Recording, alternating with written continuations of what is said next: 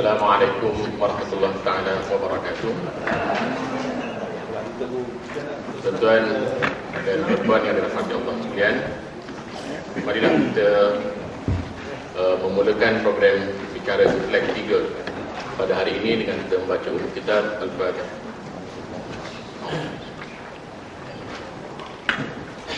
Alhamdulillah. Ya Allah.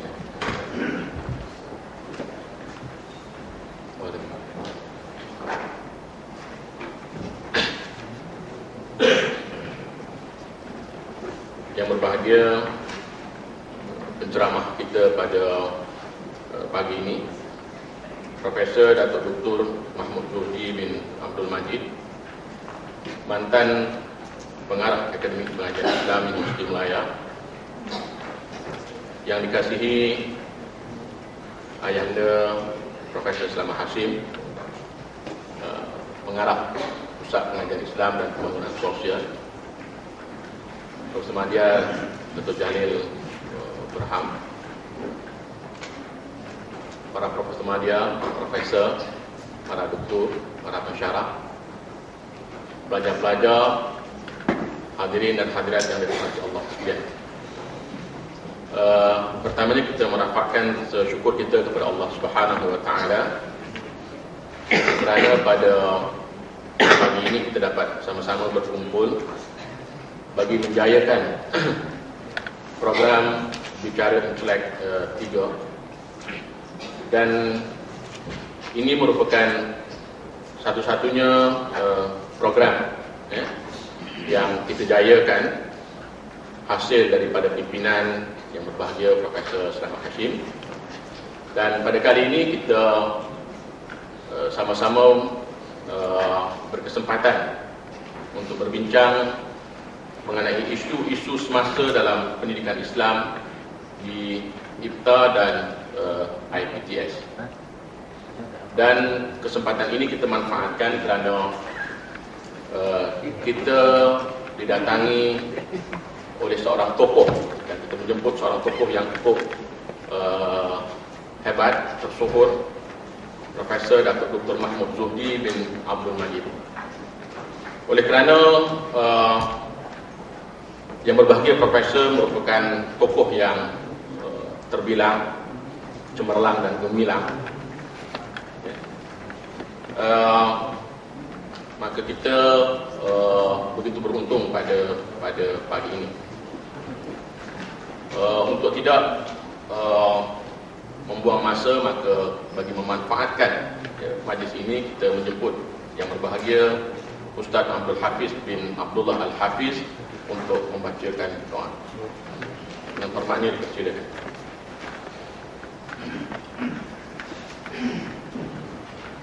Bismillahirrahmanirrahim. Alhamdulillahi Rabbil Alamin. Wassalatu wassalamu ala ashrafil anbiya'i wal mursalin wa ala alihi wa sahbihi ajma'in. Allahumma rabbana ighfir lana wa li ikhwanina alladhina sabaquna bil iman wa la taj'al fi qulubina ghillan lil ladzina amanu rabbana innaka ra'ufur rahim. Ya Allah, ya Tuhan kami, sesungguhnya kami berkumpul pada pagi yang penuh barakah ini adalah semata-mata kerana-Mu ya Allah. Kami berkumpul untuk mengisi seluruh hidup kami dengan keredaan-Mu. Kami berkumpul untuk menghubungkan silaturahim, berdialog dan bertukar-tukar pendapat ke arah meningkatkan budaya ilmu di kalangan kami. Justru itu, berkatilah pertemuan kami ini, berkatilah jua usaha-usaha kami, kurniakanlah kepada kami limpahan ilmu yang berguna dan kefahaman yang benar. Allahumma kfina bihalalika an haramik wa ghanina bifadlika amman siwak. Ya Allah, cukupkanlah kami dengan segala yang halal sehingga kami tidak mencari sesuatu yang Engkau haramkan. Kayakanlah kami dengan kemurahan-Mu sehingga kami tidak perlu pertolongan kepada selain-Mu. Ya Allah, ya Rahman, ya Rahim, jadikanlah kami ya Allah dari kalangan hamba-hamba-Mu yang taat dan bersyukur. Jauhilah kami ya Allah dari melanggari perintah-Mu. Kurniakanlah apa kiranya ya Allah kepada kami kesihatan yang berpanjangan, kesejahteraan yang sempurna, fikiran yang waras, minda yang cergas, rezeki yang halal, zuriat dan generasi yang beriman, serta segala kebaikan di dunia dan di akhirat. Allahumma ij'al jam'ana hadza jam'an marhuma wa tafarruqana min ba'dihi tafarruqan ma'suma wa la taj'al Allahumma fina wa la ma'ana wa la man yatba'una shaqiyyan wa la mafrudan wa la marhuma. ربنا آتنا في الدنيا حسنة وفي الآخرة حسنة وقنا عذاب النار وصلى الله على سيدنا محمد وعلى آله وصحبه وبارك وسلم والحمد لله رب العالمين.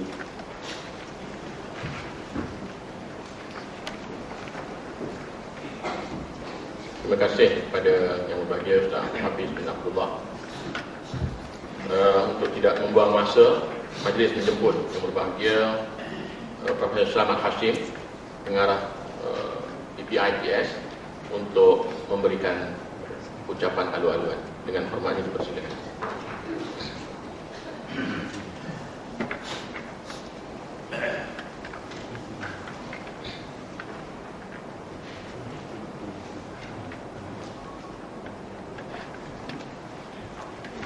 Assalamualaikum warahmatullahi taala wabarakatuh. Bismillahirrahmanirrahim. Alhamdulillahirabbil alamin. Wassalatu wassalamu ala sayyidina Muhammad asyrafil anbiya'i wal mursalin wa ala alihi washabbihi ajmain. Rabbi shrah li sadri wa yassir li amri wa hlul 'uqdatam min lisani yafqahu qawli. Yang saya kasihi anak anda pengacara majlis, selalu dipanggil saya ayah dia. Dan yang saya hormati dan berbahagia Datuk Profesor Dr. Muhammad Zuhdi, Dr. Mahmud Zuhdi bin Abdul Majid. Saya adik Datuk ni, saya ingat kami pasal satu kelas. Jadi abang kadang-kadang bertukar Mahmud dengan Muhammad tu. Dan yang saya hormati tuan-tuan, puan-puan, anak-anak pelajar dan tetamu-tetamu yang hadir dalam majlis program bicara Intelek 3 pada pagi ini. Untuk maklumat Datuk dan juga ahli-ahli yang hadir, bahawa program bicara Intelek ni alhamdulillah kita telah sampai kepada peringkat yang ketiga. Kita adakan untuk sama-sama bertukar-tukar pandangan di antara syarah-syarah dengan tokoh-tokoh. Kadang-kadang kita buat juga program bicara intelek ni sesama kita, betul, di antara syarah kita saja. Tapi dah jadi adat kata orang, bomoh kampung ni tak laku, kita panggil bomoh luar juga. Jadi kita undanglah penceramah dua bersama-sama menjadi apa nama kata orang tu pemudah cara. Jadi alhamdulillah kita melahirkan program ini. Dan saya pun terima kasihlah kepada pihak universiti yang kata dalam bahasa Arab ni ya tabanna, mengambil angkat program ini dan menjadikan program universiti kepada Encik Tajuddin. Dan begitu juga saya terima kasih kepada semua yang terlibat di sini. Program ini kita adakan pertama sekali tadi yang saya katakan untuk mengadakan bincangan di antara kita sesama bicara untuk menyelesaikan masalah-masalah semasa yang kita rasakan ada kait-mengaitnya dengan tugas kita di sini sebagai pendidik. Maka hari ini kita pilih tajuk yang ada kena-mengena dengan kita ni, iaitu isu-isu semasa dalam pendidikan Islam di IPTE dan IPTS. Sebenarnya untuk maklumat yang berhormat Datuk dan juga tuan-tuan, bahawa kami di sini mengendalikan mata pelajaran pendidikan umum ataupun pendidikan wajib universiti. Di waktu yang sama juga kami mengendalikan program yang bekerjasama dengan fakulti lain, mungkin kita katakan dui pengkhususan, iaitu di antara pendidikan dengan pengajian Islam. Jadi dalam masa-masa mengendalikan kursus-kursus ini, ialah sikit sebanyak kami kadang-kadang berhadapan juga masalah-masalah semasa. Antara harapan dengan kenyataan pun kami hadapi juga. Jadi ada di antara kadang-kadang setengah kita yang mengatakan mata-mata pelajaran agama di pusat-pusat pengajian tinggi ini dia mungkin berbeza dengan mata-mata pelajaran teknologi, sains. Oleh itu ada yang kena mengeluarkan pandangan. Dia kata kalau kelas-kelas seperti TITAS atau kelas agama ni kita ajar pelajar 1000 lebih dalam satu kelas pun tak apa. Jadi di waktu yang sama kami juga diberi latihan oleh unit pengajaran dan pembelajaran. Cara-cara mengajar yang berkesan ialah bilangan pelajarnya tak ramai. Adakan persembahan, adakan pembentangan, adakan ujian. Jadi kalau dengan bilangan pelajar yang 1000 lebih begitu ramai, jadi kami tak dapat nak padankan antara harapan dengan kenyataan. Jadi sampai ada yang mengatakan kalau pelajar tu ramai satu kelas 1000 lebih, kita tak payah bayar gaji ustaz sampai banyak-banyak. Sebab apa bayar gaji ustaz banyak? Sikit pun tak apa.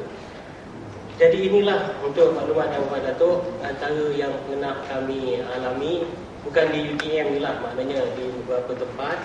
Bagi ceramah-ceramah mata-mata pelajaran pengajian Islam ni dipandang, maknanya dia tidak seperti mata-mata pelajaran yang lain. Alih-alih tiba-tiba berlaku keberkesanan pengajaran yang melahirkan kestabilan masyarakat, berlaku masalah yang tidak betul, lalu pendidikan Islam dipersalahkan. Macam mana guru-guru yang mengajar? Jadi sedangkan masa mengajar dia tidak fikirkan keberkesanan pengajaran. Jadi oleh itu saya rasa dan kami juga sini berpendapat bahawa perundangan Islam dan sekarang ini di akhir-akhir ini pendidikan Islam berhadapan dengan cabaran daripada dalam dan juga daripada luar negara. Jadi kalau daripada dalam negara, maknanya kesedaran juga orang Islam sendiri terhadap pendidikan Islam, dan daripada luar negara kesedaran orang-orang bukan Islam sendiri terhadap Islam. Bagaimana semalam kami menghadiri satu seminar percambahan Islam Hadari yang dianjurkan oleh Sekretariat Khas Jabatan Perdana Menteri. Kami diberitahu bahawa timbul kegairahan masyarakat luar negara, masyarakat antarabangsa yang bukan Islam untuk menyekat perkembangan Islam, lalu mereka menubuhkan jabatan-jabatan pengajian Islam di universiti-universiti mereka masing-masing. Tujuannya bukan nak masuk Islam, tapi nak kaji macam mana nak cari di manakah letaknya kekuatan Islam, lalu mereka akan tindas. Begitu juga sekarang ini produk halal haram menjadi tumpuan utama kepada masyarakat dunia. Dan ada juga masyarakat-masyarakat bukan Islam, khususnya peniaga-peniaga di negara kita, telah mencari jalan macam mana untuk memastikan barangan keluaran mereka halal. Mereka hanya memastikan ramuan rempah ratus yang digunakan halal, tetapi tidak memikirkan tentang peralatan. Jadi mereka mengkaji. Kajian yang mereka lakukan bukanlah untuk tujuan sukakan Islam, tapi nak cari untung. Jadi inilah perkara yang kita rasa marilah kita sama-sama sebulan sekali ke seminggu sekali kita berbincang menyelesaikan perkara-perkara seumpama ini. Kerana kita harapkan dengan ada program seperti ini, kita nak kenalkan satu budaya berehat sambil berfikir.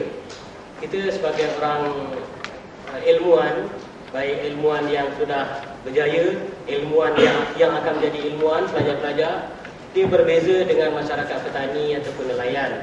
Ada masyarakat nelayan tak semualah, mereka berehat sambil main dam. Masyarakat petani berehat sambil isap rokok, main truk, main dam juga kadang-kadang, main catur. Tapi masyarakat ilmuwan dia berehat sambil berfikir. Itu hari yang TV1 datang jumpa saya, dia tanya, TV nak buat rancangan 24 jam, apa pandangan apa tuan, kata dia.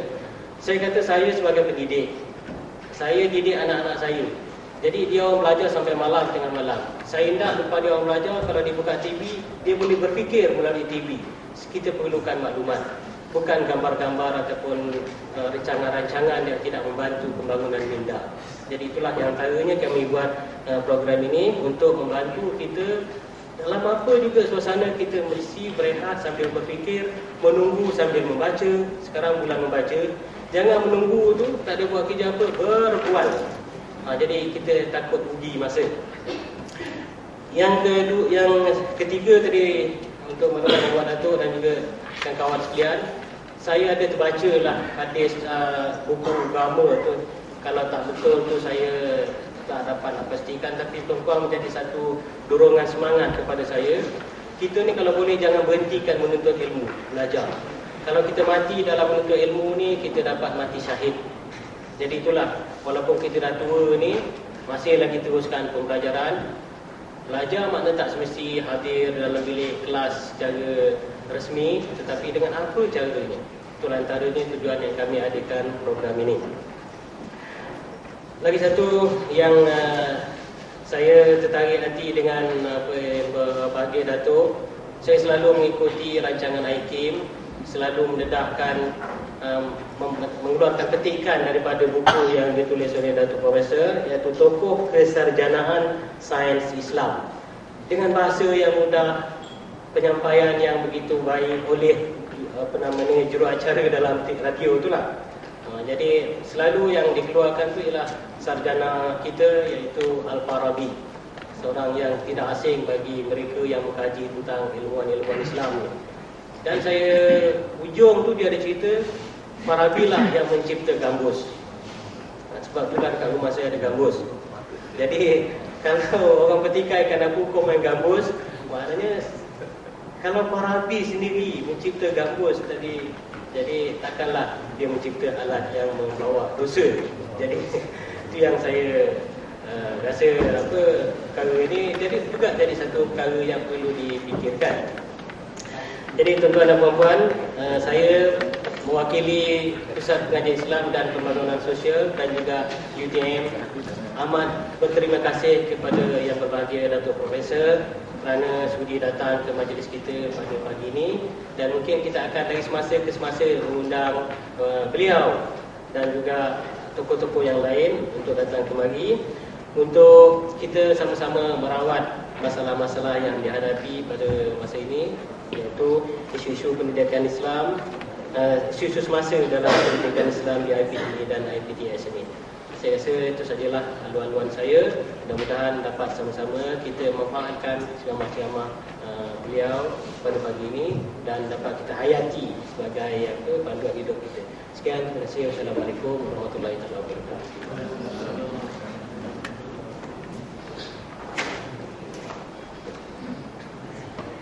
Terima kasih kepada yang berbahagia Profesor Selamat Hashim di atas kata-kata haluan yang telah beliau berikan sebentar tadi. Kalau mengikut buku atur cara program, ceramah yang berbahagia Datuk bermula pada 9.20. Jadi pada saya perlu memanfaatkan waktu dengan sebaik mungkin. Jadi ringkasan biodata Profesor Datuk Dr. Mahmud Zuhdi oleh tuan-tuan tatapi sendiri di buku atur cara. Beliau merupakan seorang tokoh yang tidak asing lagi, dan untuk tidak membuang masa, maka majlis menjemput yang berbahagia Datuk untuk berbicara di atas tajuk isu-isu semasa dalam pendidikan Islam di IFTA dan IPTS. Dengan hormatnya, dipersilakan.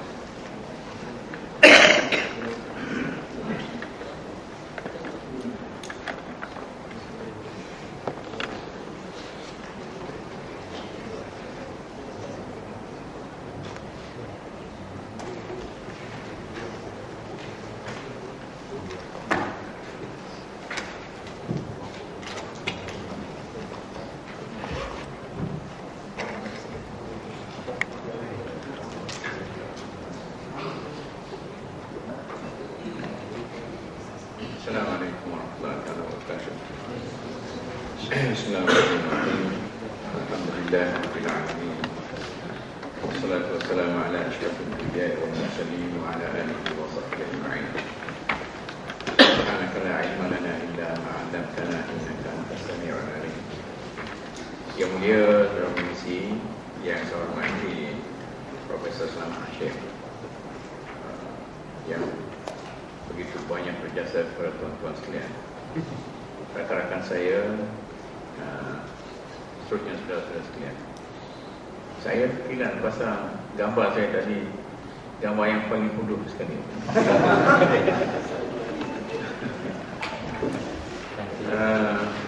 Kemudian Prof. Selamat kata kadang-kadang dia bertukar dengan Ustaz Kamil, Ahmad ke Mahmud.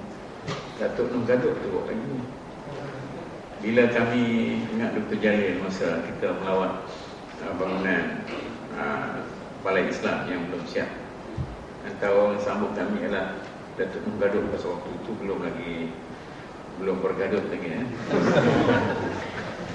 Dia kata saya berbangga pada hari ini kerana rombongan ini dipimpin oleh rakan saya sendiri, Azhar, Ustaz Muhammad Kamil bin Haji Abdul Majid.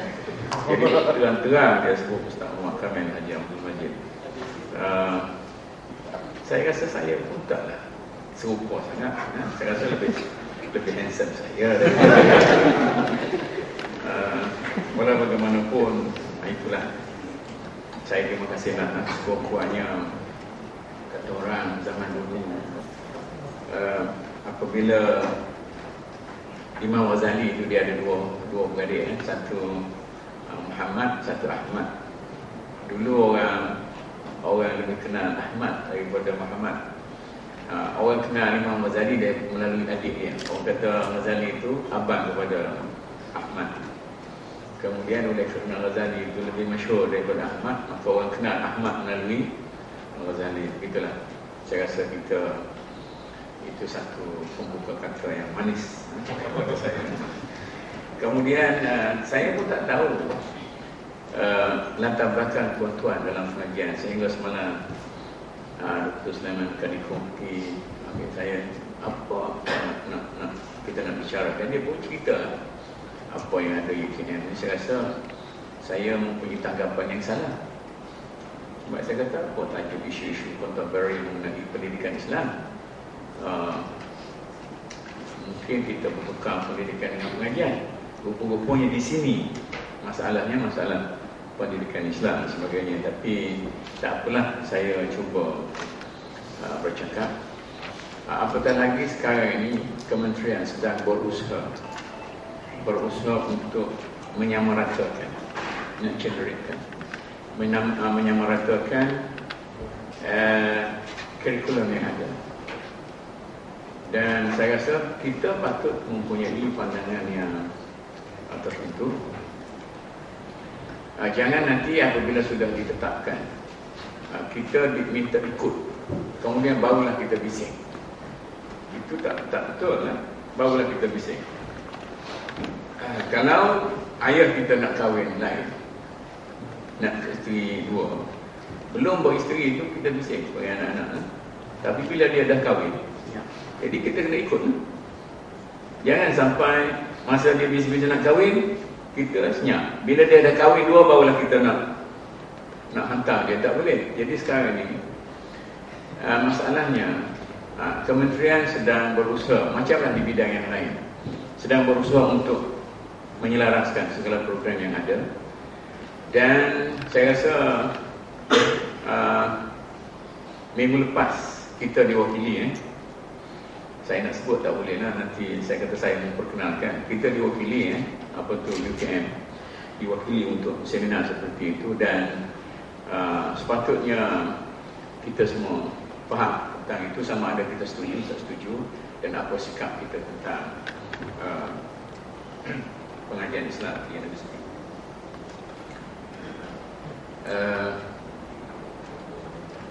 Macam mana ni? Saya tak berapa ni.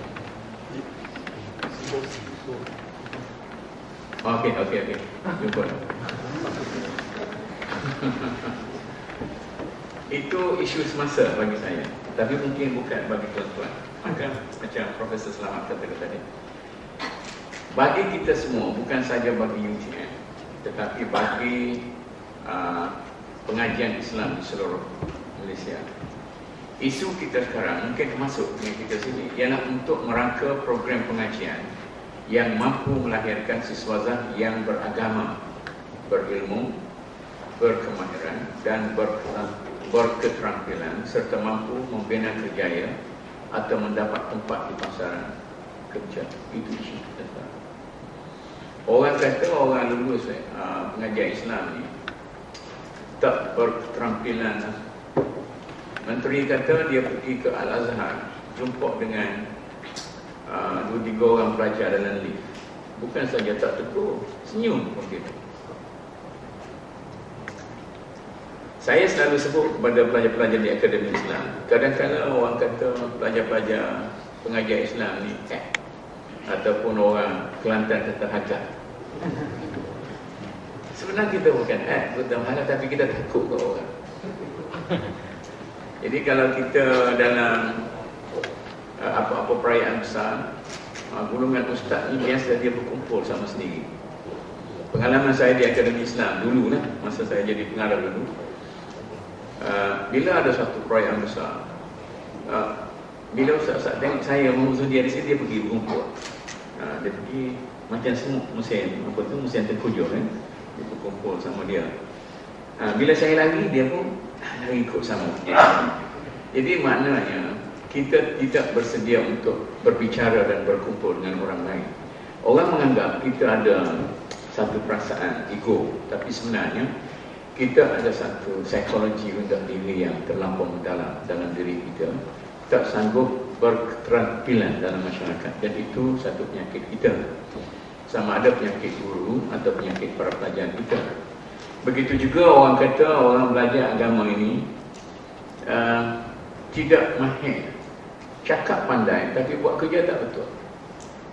Itu saya pun tak tahulah sama ada satu realiti ataupun satu tohmahan, satu sikap prejudis. Tetapi nyatanya masa saya duduk jadi pengarah dulu pun, saya punya sekretari ni dia becok sikit mulut dia tu.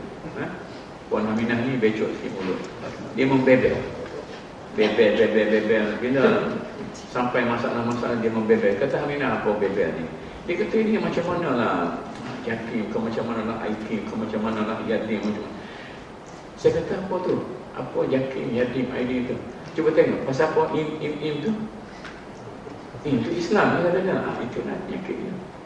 Pasal mereka itu daripada institusi Islam, ada satu sifat yang khusus, tak pandai kerja. Tak pandai kerja. Sama ada tuan-tuan setuju dengan saya ataupun tidak.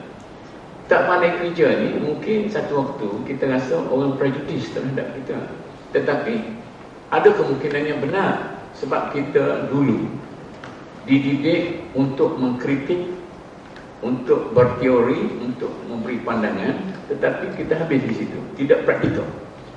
Budak-budak sekolah Arab bila pergi sekolah, mana ada kerja rumah? Tak ada.